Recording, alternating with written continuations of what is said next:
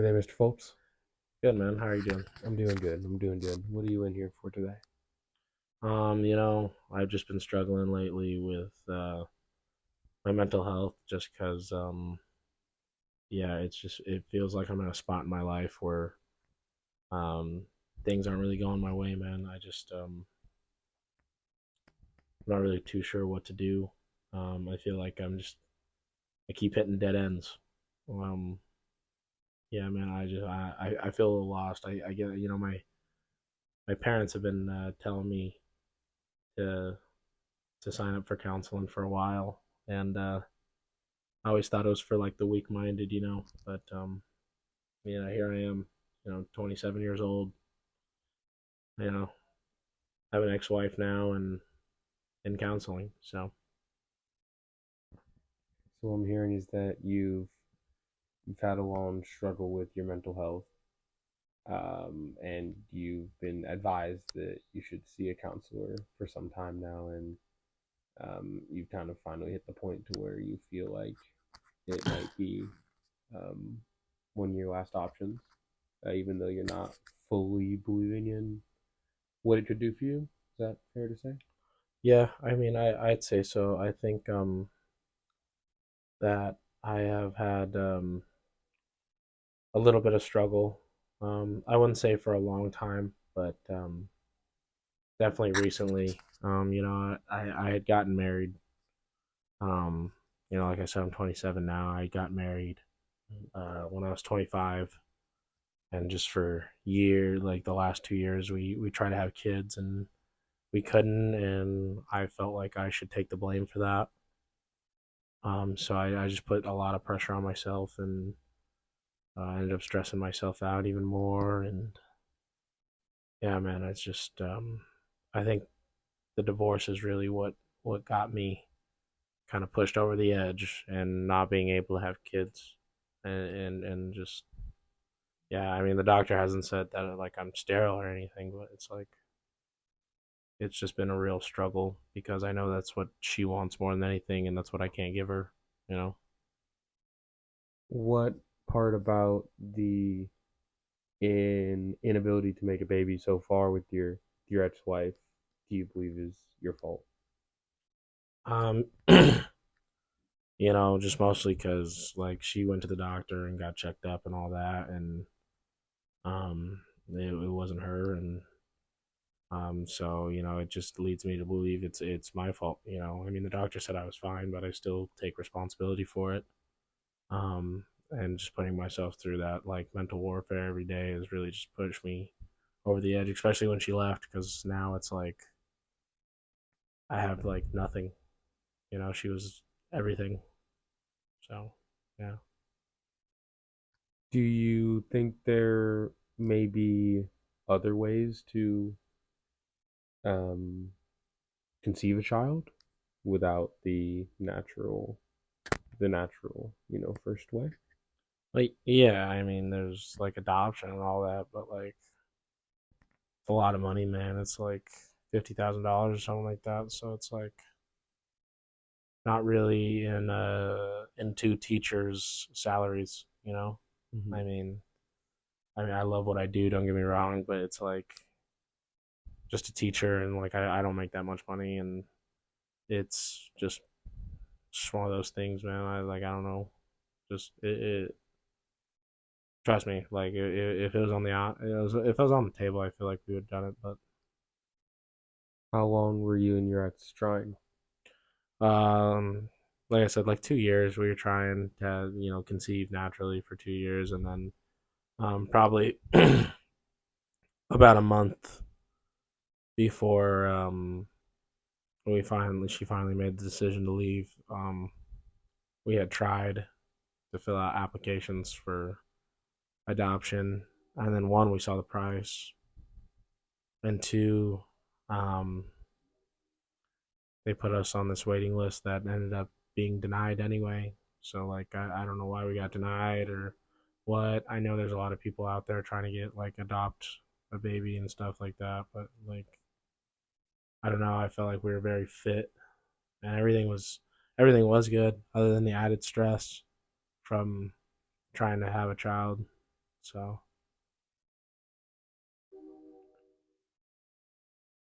Do you think that if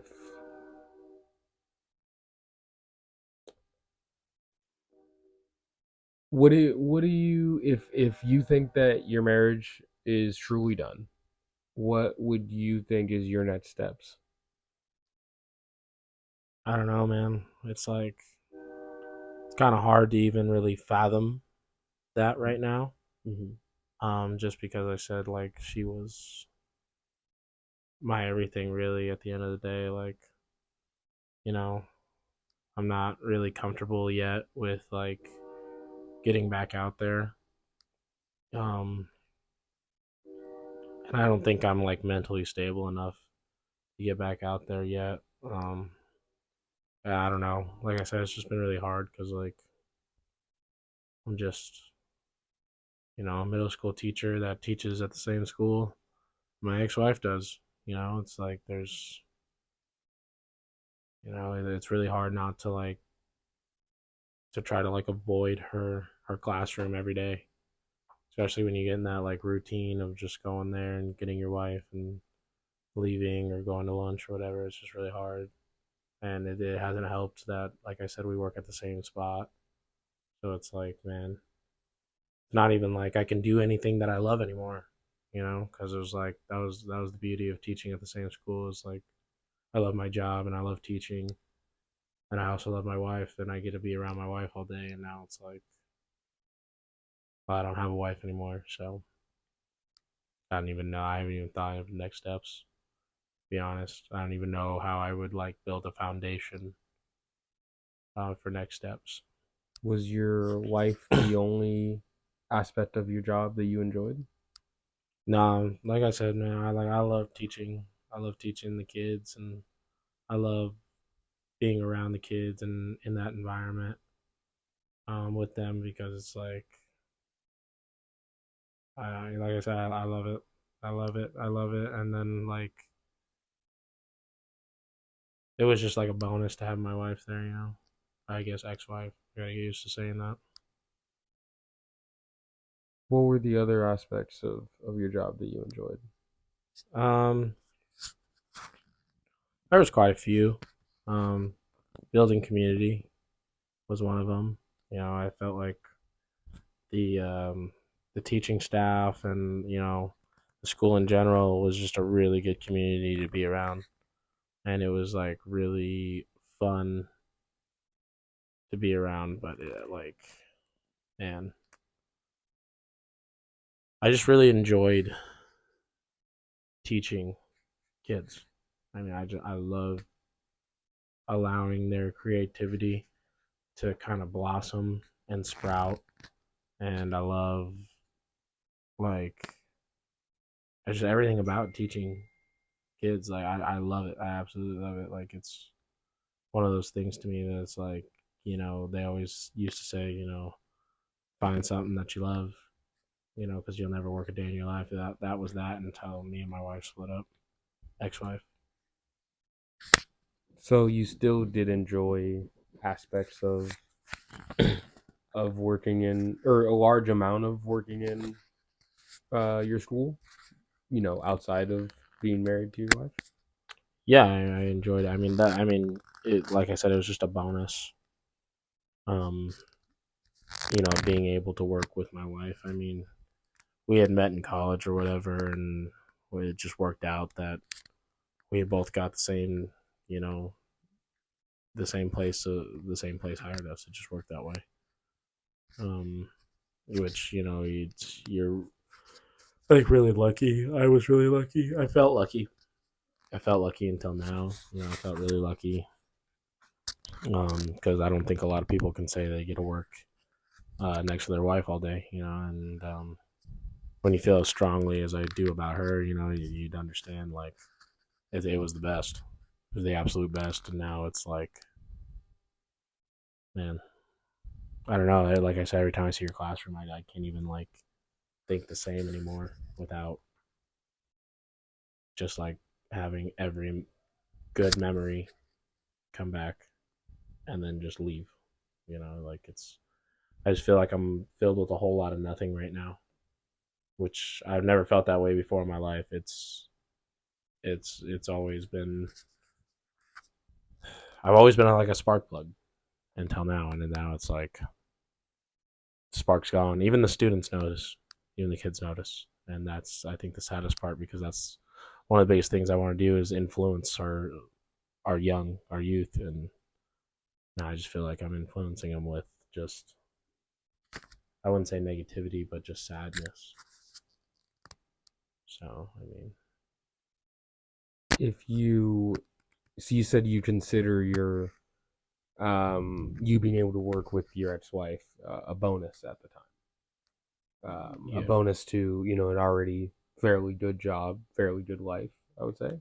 yeah, So if you think that working with your wife or ex-wife, was a bonus, don't you think that maybe you could still have a good life with all the other things that are good if you just take that one bonus part out of it?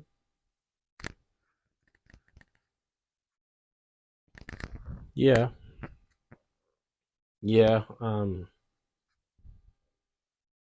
I guess I hadn't really thought of it like that before. I just, I've just been so consumed in my own in my own head and my own thoughts about the whole situation that it's just been tough for me to like even fathom like enjoying my job again. Um, I feel like in due time it will pass. Um, but I feel like I almost need baby steps to kind of get that way, and I don't know.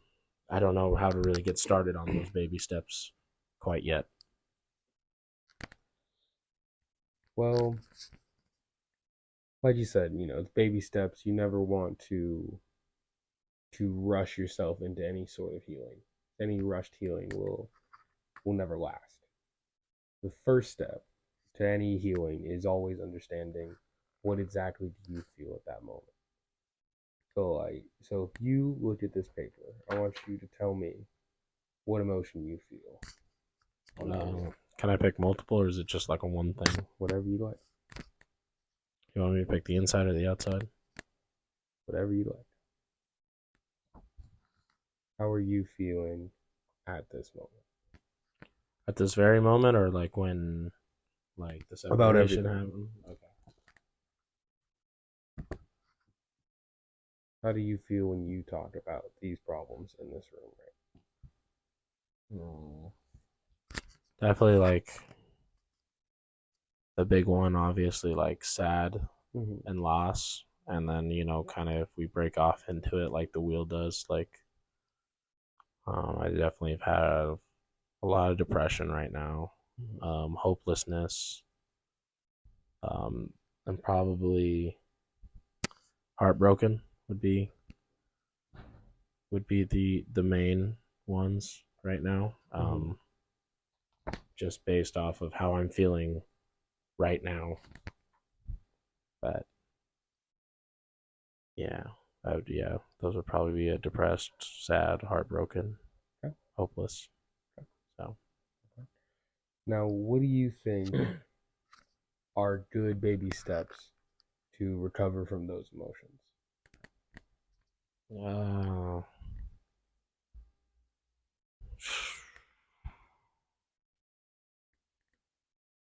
it's a good question. I mean, I don't know. I feel like that maybe it starts with like goal setting. Mm-hmm. Um, I don't really know how I'd go into the goal setting though. It's like,